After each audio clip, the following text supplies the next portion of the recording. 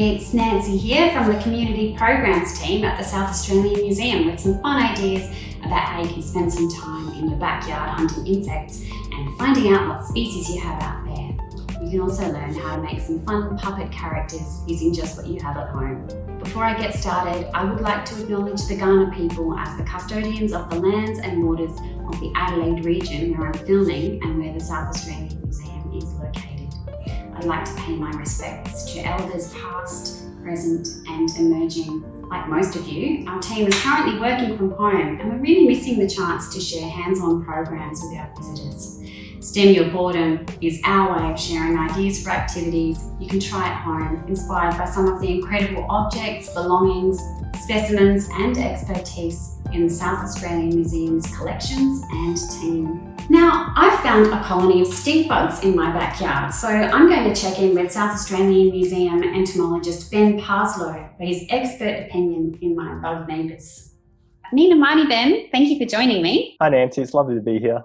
Firstly, can you tell us what your role is at the South Australian Museum? Well, definitely. So I'm a collection manager here at the South Australian Museum and I actually look after the insect collection that we have here. Ah, fantastic. Sounds like you're definitely the best person to consult. I found some bugs in my backyard and I think they're called stink bugs. They might have a bit of a reputation. Is that right? Yeah, well, I can tell you some cool things about them. Stink bugs are called stink bugs because they have a tendency to emit a smelly chemical. And this is normally to deter predators or things that might want to eat the bug. And so that's kind of where they get their common name from, stink bugs. So they're on a bush in my backyard and the bush is looking a little bit worse for wear, to be honest. Can you tell me why that might be? These insects belong to an order called Hemiptera, or what we commonly call true bugs. And one of the features of true bugs is they have this piercing, sucking mouth part. And so what they're probably doing is they're using that sucking mouth part to suck up the plant juices from the plant. And when you get lots of them together in these kind of aggregations hanging out on a plant, they can actually cause quite a bit of damage. So when you look at your videos, you can actually see that paling kind of speckling of the leaves. That's actually damage caused by them draining the plant's juices. So as you can see in some of the videos, there's lots of different sizes and also different shapes. What's happening with that, Ben? Well, true bugs are very interesting that instead of having a complete metamorphosis like butterflies, so instead of laying an egg, that then turns into a larva, then a pupa, and then into an adult. True bugs have an incomplete metamorphosis, which means that they go from an egg to what we call a nymph, which is an insect that looks just like the adult, but often has underdeveloped wings and a little bit smaller. So they go through these nymphal stages, and then they become a winged adult. So what you're seeing in the video is actually lots of different insects at the different life cycle stages, whether it's from a younger nymph, older nymph, or a winged adult. Oh wow, so it's just one big family. I've also noticed they've got quite beautiful markings on their back and different to some other stink beetles, or bugs rather. They are a sleek black with a beautiful white pattern. Is there a reason for that? Well, it might be something to do with warning coloration. So that black body coloration and the white spots may be there to tell predators that they don't taste very nice or that they're going to release a smell that they're not going to like if they're attacked. Thank you so much for sharing your expertise with us today, Ben. You're very welcome, Nancy. Thanks for putting this together and I'm glad we could be a part of it. Oh, me too. Cheers. Have a wonderful day. All right, enjoy the rest of the day. You Cheers. too. Bye, Ben. You might not know this, but the first ever stop-motion animation was made by a fellow called Ladislas Starovich, who was actually director of a natural history museum in Lithuania, just like our museum. He went on to pursue stop-motion animation as a full-time career and made some very funny films featuring insects and taxidermized animals. Got me thinking about our terrific collection of insects at the South Australian Museum, and most importantly, got me thinking about what I had all around me in the garden. The materials and equipment you'll need are either to print out the PDF template and collage paper I prepared earlier, and the link will be available on our website, or some black cardboard or just white paper.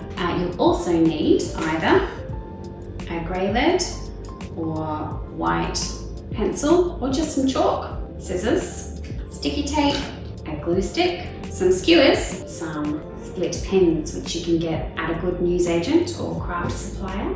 And that's about it. I've prepared this template so that you can cut out and customize a bud puppet as you choose. Alternatively, you can do your own drawing and make your own bud puppet character for use. Whichever one you choose.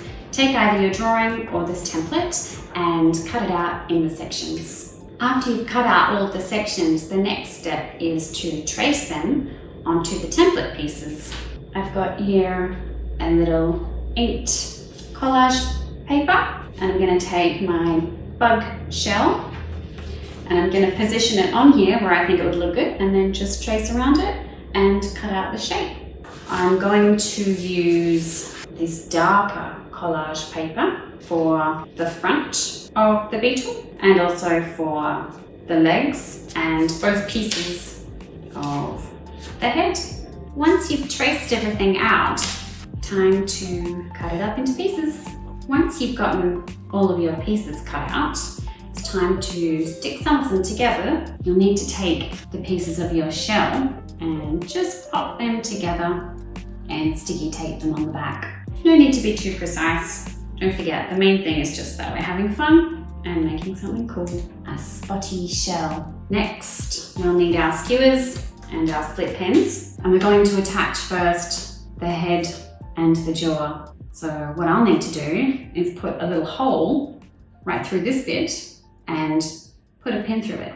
Here we go.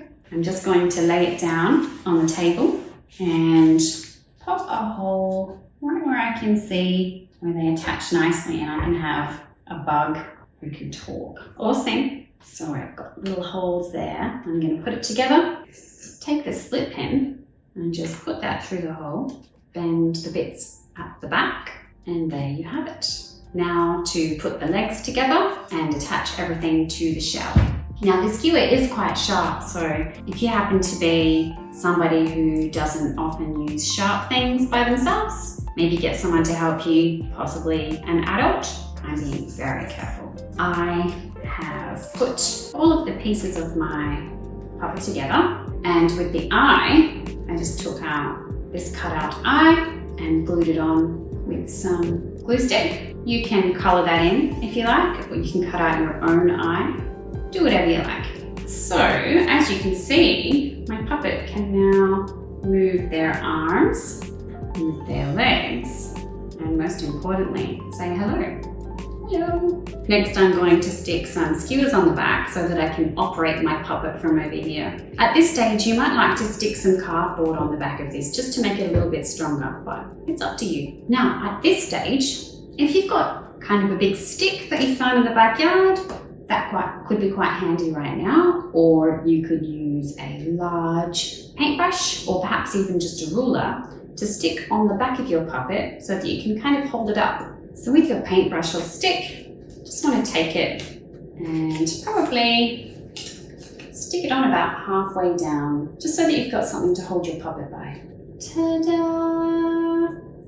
Now that I've got my sticks and skewers stuck to the back of my puppet, I can articulate all the different parts and make them talk.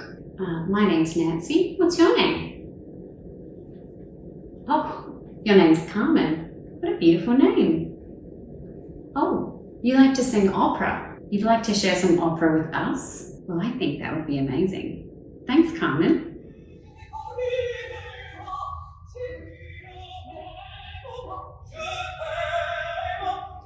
If you tried this at home, the museum team would love to see your results. You can share your images with us on social media, and a PDF is available on our website and social media links with all of the templates that you'll need. I've really enjoyed making a puppet with you at home, and I hope this activity has helped to stem your boredom. See you next time.